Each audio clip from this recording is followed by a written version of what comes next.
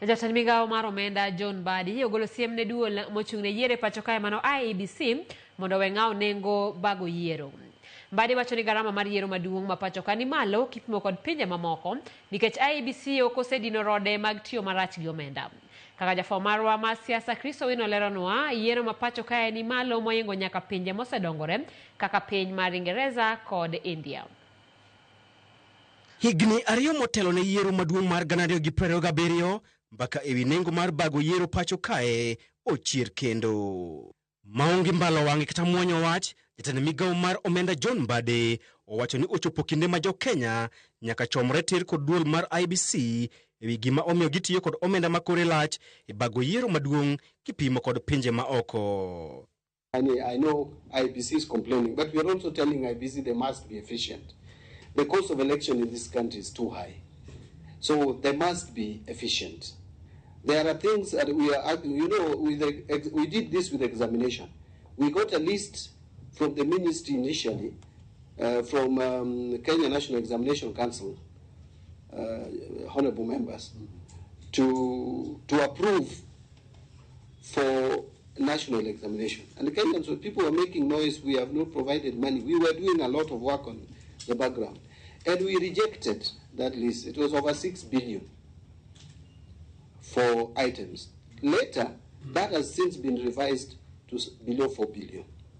We have almost like saved 50% just by asking tough questions around administration of examination. Enyim komiti mar od bura mochung'ne chike dwe mar achiel higa mokalo, IEBC ne okwayo bilion 57 mar timo ikruok ne yiero maduong' mabiro. Mae en medruok mar bilion 12 kipimo kod yiero maduong' mokalo ma IEBC ne otiyo kod bilion 44.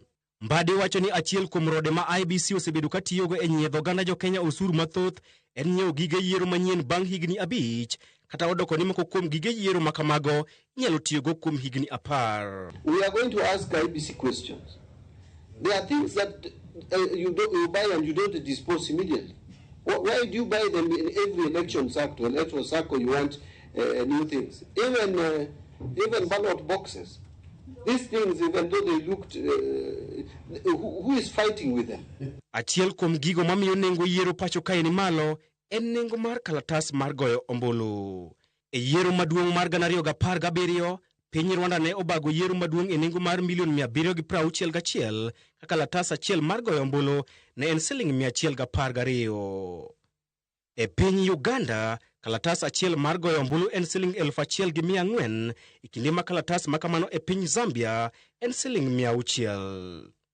E kind pinje mosedongore, piny India man kod jogo ombulu mathoth e piny mangima mar ji milion 910, nengo kalatas achiel mar goyo ombulu en siling 1,000, ka e piny Ingereza, kalatas achiel mar goyo ombulu en siling 480.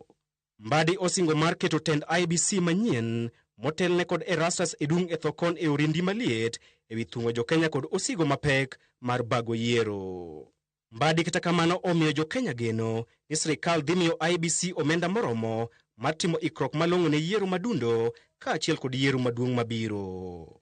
IEBC dhi tiyo gi milion 788 e bago yiero madunde kuonde chung' od buche 6, kaunti 1 ka achiel kod wards 11 yiero ma ochan timo dwe mar 10 higani. Chris Owino, Ramogi TV, Nairobi. Kristo Wino, kawadhi nyime ni jatend